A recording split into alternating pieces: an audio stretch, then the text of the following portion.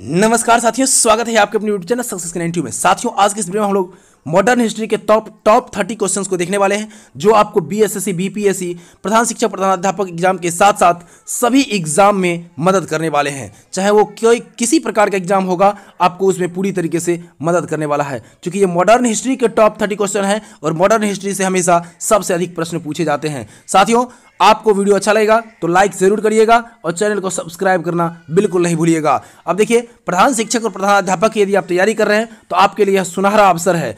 एक बार मौका दिया गया है और इस मौका को आप लोगों को बिल्कुल नहीं छोड़ना चाहिए। ठीक है, अगर प्रधान शिक्षक प्रधानाध्यापक का आप बिल्कुल चाहते हैं कि हमारे लिए एक पद सुरक्षित हो जाए, तो आपको इन दोनों नंबर में से किसी नंबर पर बिल्कुल फटाक से आपको मैसेज करने हैं व्हाट्सएप के जरिए, और मैसेज में आपको पूरी जानकारी प्राप्त हो जाएगी कि किस प्रकार से तैयारी कराई जाती है।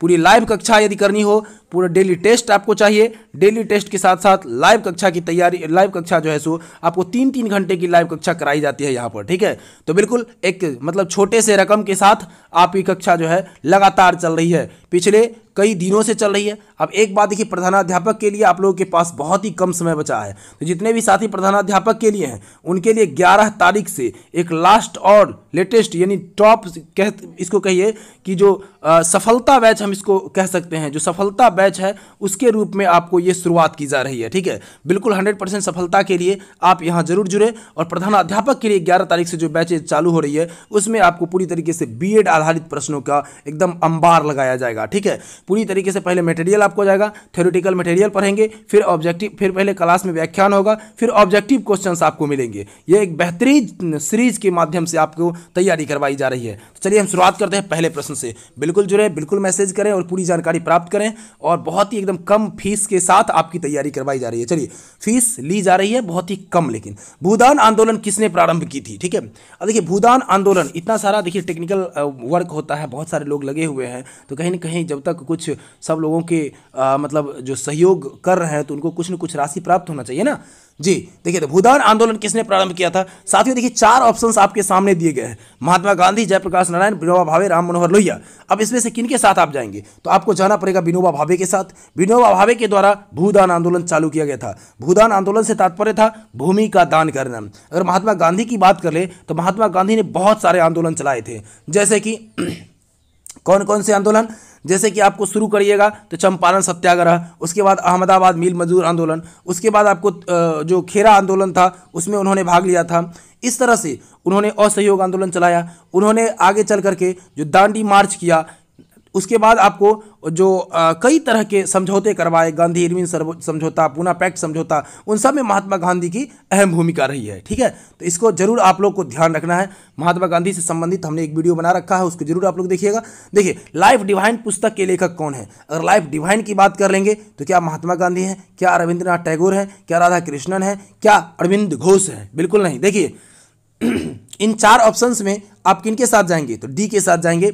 लाइफ डिवाइन पुस्तक के लेखक कौन है? तो अरविंद घोष है। बिल्कुल मॉडर्न हिस्ट्री से संबंधित ये प्रश्न है, तो अरविंद घोष याद रखिएगा लाइफ डिवाइन के। अब देखिए, यहाँ पर अगर बात करें महात्मा गांधी के, तो महात्मा गांधी ने हिंद स्वराज लिखा था।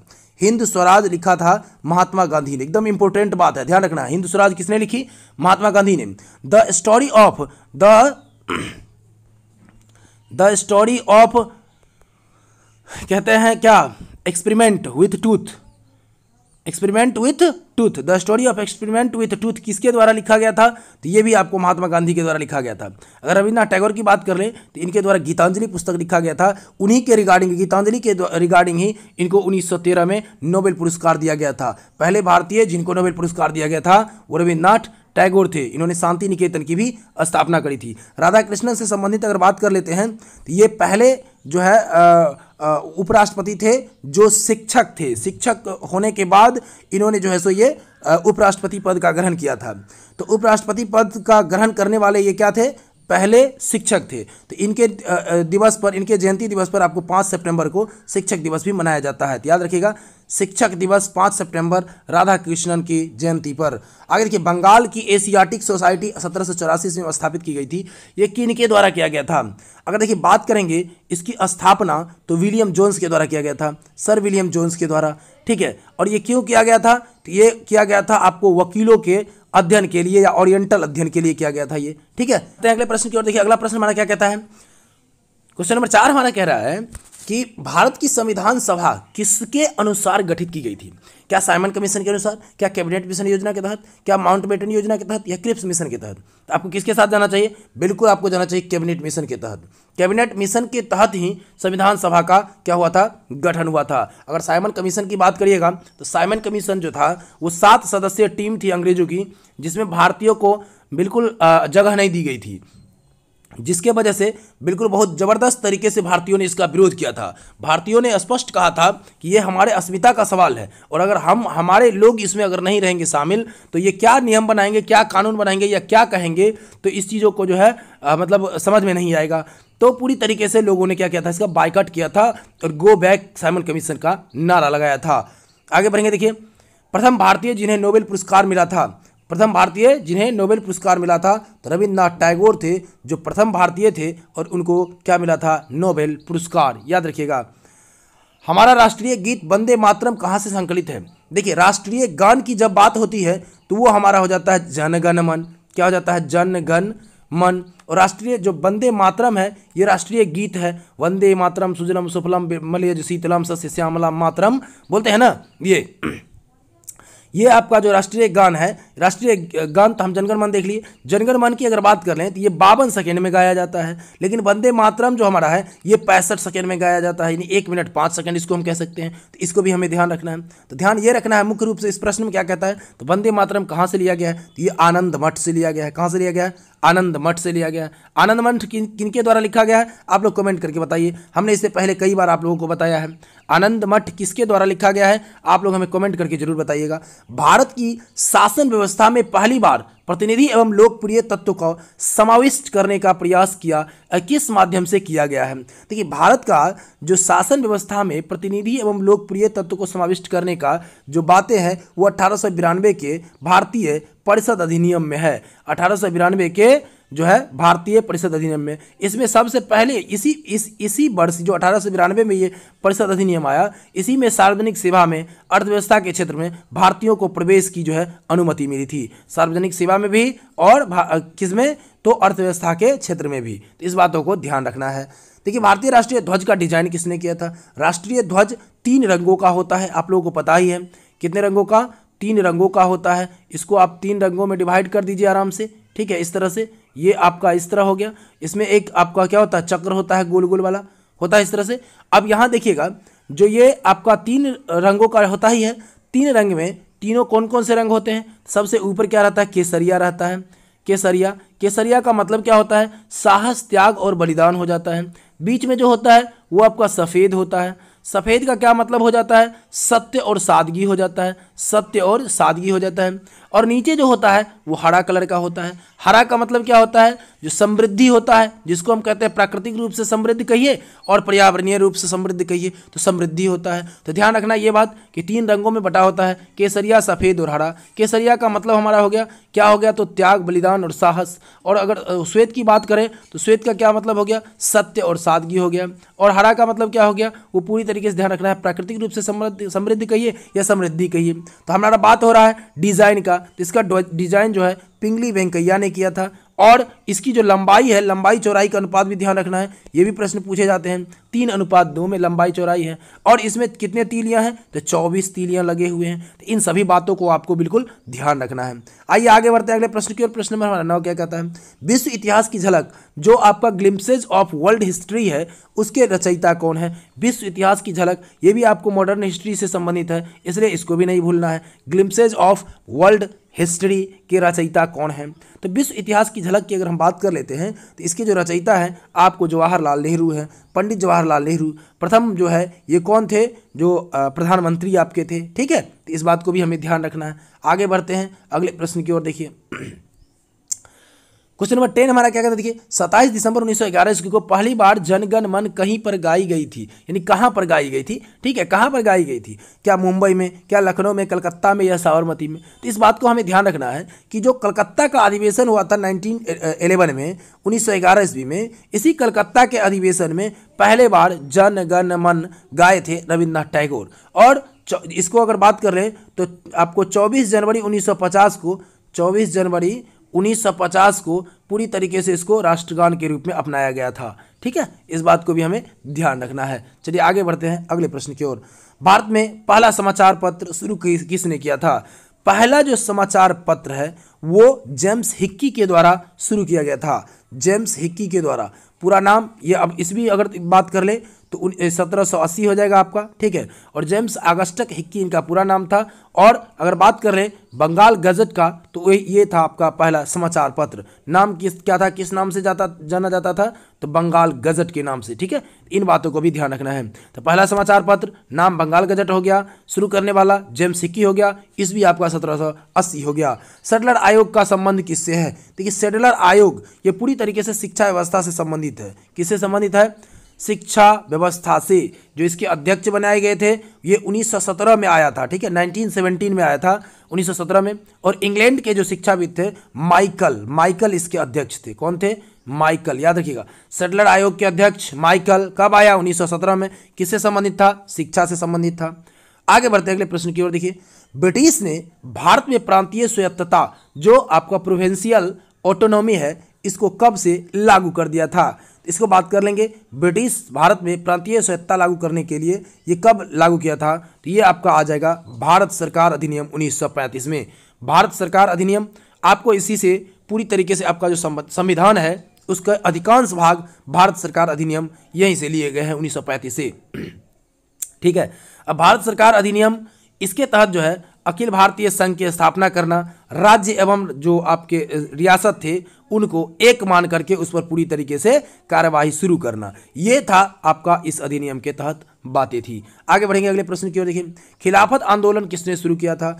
खिलाफत आंदोलन शुरू करने का जो प्रोसेस है ये अली बंधुओं के द्वारा किया गया था। और अली बंधुओं ने क्यों किया था? तो तुर्की में एक खलीफा का पद हुआ करता था जिसको समाप्त करने के लिए जो उसकी बातें चल रही थी और उसी पर बात तुर्की की थी, इसका भारत से कोई लेना देना नहीं था, लेकिन अली बंधु यहाँ पर शुरू कर दिए थे, यहाँ पर भी खिलाफत आंदोलन। और उसको सहयोग अंततः करना पड़ा था महात्मा गांधी को भी, क्योंकि जब सारे हिंदू मुस्लिम सब मिल करके अगर अलग अलग हो जाते तो फिर आज़ादी नहीं मिल पाती। तो यहाँ इन्होंने सपोर्ट करके पूरी तरीके से उनका साथ जो अपना स्वतंत्रता संग्राम था उसमें देने को कहा था।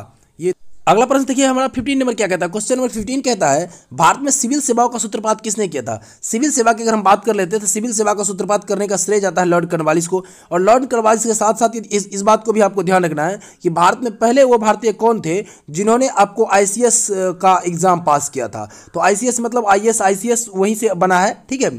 तो आपको इसमें कौन हो जाएंगे? ये सत्येंद्र नाथ टैगोर हो जाएंगे। सत्येंद्र नाथ टैगोर तो सत्येंद्र नाथ टैगोर जो है ये कौन थे? तो रविन्द्रनाथ टैगोर के बड़े भाई थे, इसको भी ध्यान रखना। चलिए निम्न अखबारों में से कौन सा जो है सो उदारवादियों की नीतियों का प्रचारक था? उदारवादी की नीति का प्रचारक कौन सा अखबार था? इसमें देखिए जैसे न्यू इंडिया है, लीडर है, यंग इंडिया है, फ्री प्रेस जर्नल है। तो इसमें आपको लीडर के साथ जाना चाहिए। लीडर जो था ये आपको पूरी तरीके से उदारवादियों के नीतियों का प्रचारक था। अब उदारवादी नेता में कौन कौन आ जाते हैं? तो जैसे आपको कांग्रेस के जो मुख्य शुरुआत के नेता जितने भी थे वो सब आपको आ जाते हैं उदारवादी में।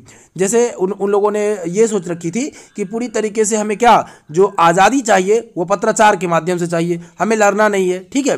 लेकिन बाद में जाकर के जो उग्रवादी आंदोलन शुरू हुए जैसे लाल बाल पाल वगैरह जो थे वो उग्रवादी आंदोलन के मतलब पूरी तरीके से मतलब नेता थे, ठीक है। इस बात को हमें ध्यान रखना है। उदारवादी में दादा भाई नौरोजी आ जाते हैं, फिरोज शाह मेहता आ जाते हैं, ये सब लोग आ जाते हैं। लेकिन इसमें आपको कौन आ जाते हैं? लाल बाल पाल, अरविंद घोष, ये सब आ जाते हैं। चलिए लाल बाल पाल मतलब लाला लाजपत राय, बाल गंगाधर तिलक, ये सब। झंडा गीत किसने लिखी है? देखिए झंडा गीत लिखने का श्रेय जाता है श्याम लाल गुप्त पार्षद को। किसको जाता है?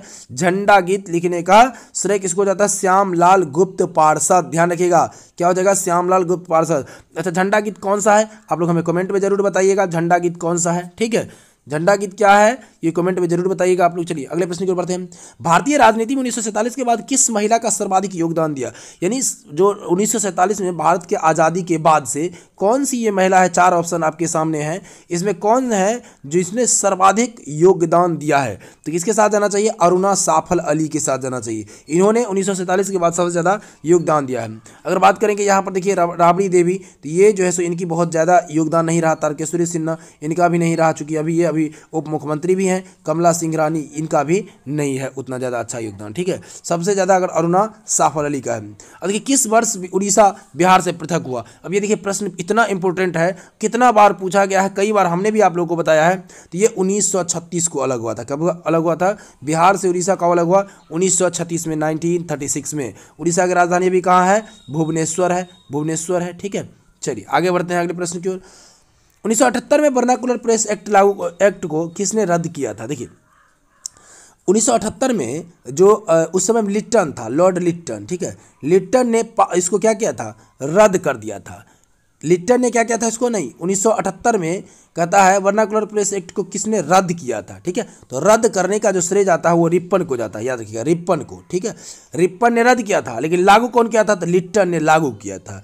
बस 1978 में ही इसने लागू भी किया, 1978 में ही रिप्पन आए और इसको रद्द करके चले गए, ठीक है। ये बात ध्यान रखें। इंडियन अनरेस्ट का लेखक कौन है? इंडियन अनरेस्ट जो पुस्तक है उसके लेखक आपके कौन है? वैलेंटाइन सिरोल। वैलेंटाइन सिरोल के बारे में हमने क्लास में बहुत बेहतरीन ढंग से आपको चर्चा किया था। हमने आपको बताया था कि वैलेंटाइन डे कब मनाया जाता है, इस पर भी पूरी तरीके से चर्चा हुआ था। अगर आप लोग भी जानते हैं तो कमेंट बॉक्स में जरूर हमें लिखिएगा वैलेंटाइन डे कब मनाया जाता है। चलिए, हंटर कमीशन का रिपोर्ट में किसके विकास पर विशेष जोर दिया गया था?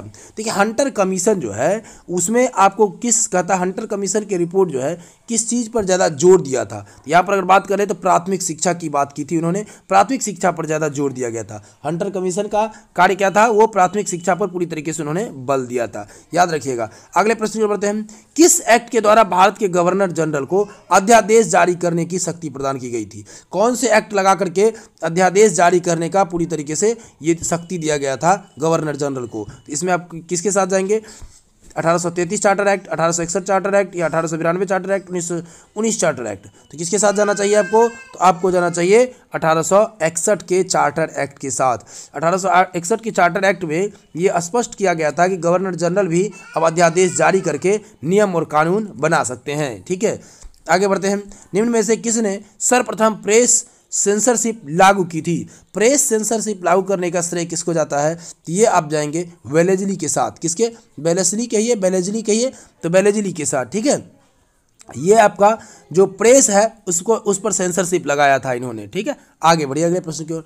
निम्न में से सबसे बाद में क्या हुआ था? सबसे बाद में क्या हुआ था? आप देखेंगे जो हड़प की नीति है, जो स्थायी बंदोबस्त है, जो सहायक संधि है, ये सब पहले हुआ था और बंगाल विभाजन बाद में हुआ था। बंगाल विभाजन की बात 1906 में चली और वो जा कर के पूरा हुआ 1912 में, जब बिहार पूरी तरीके से अलग प्रांत के रूप में गठित हो गया। 22 मार्च को याद रखेंगे बिहार दिवस मनाया जाता है। 22 मार्च को आपको बिहार दिवस इसलिए मनाया जाता है कि 22 मार्च को पूरी तरीके से ये मतलब घोषणा कर दिया गया था कि बिहार जो है अब बंगाल से अलग कार्य करेगा। लेकिन 1 अप्रैल 1912 को, 1 अप्रैल 1912 से पूरी तरीके से कामकाज बिहार में शुरू हो गया था। बिहार का अपना सब कुछ हो गया था 1 अप्रैल 1912 से। निम्न में से किसके अंतर्गत भारत का सर्वप्रथम सर्वोच्च न्यायालय की स्थापना की गई थी?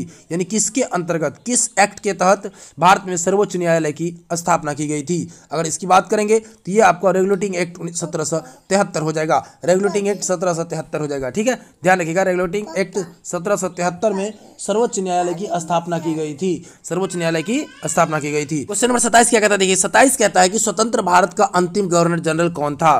तो अंतिम गवर्नर जनरल की अगर बात कर लेंगे तो ये आपका भारतीय, एकमात्र भारतीय ये थे सी राजगोपालाचारी, जो अंतिम गवर्नर जनरल के रूप में कार्य किए। 1948 में इनको ये पद मिला और 1950 तक ये बने रहे इस पद पर, ठीक है। और इनकी मृत्यु 1972 में हो गई, 1972 में। तो अंतिम गवर्नर जनरल की बात हो तो सी राजगोपालाचारी। बनारस हिंदू विश्वविद्यालय किसके संस्थापक कौन थे? तो बनारस हिंदू विश्वविद्यालय के संस्थापक के रूप में कौन जाने जाते हैं बताएंगे आप लोग? राधा कृष्णन, महात्मा गांधी या मदन मोहन मालवीय? तो किनके साथ जाएंगे? तो मदन मोहन मालवीय के साथ जाना होगा।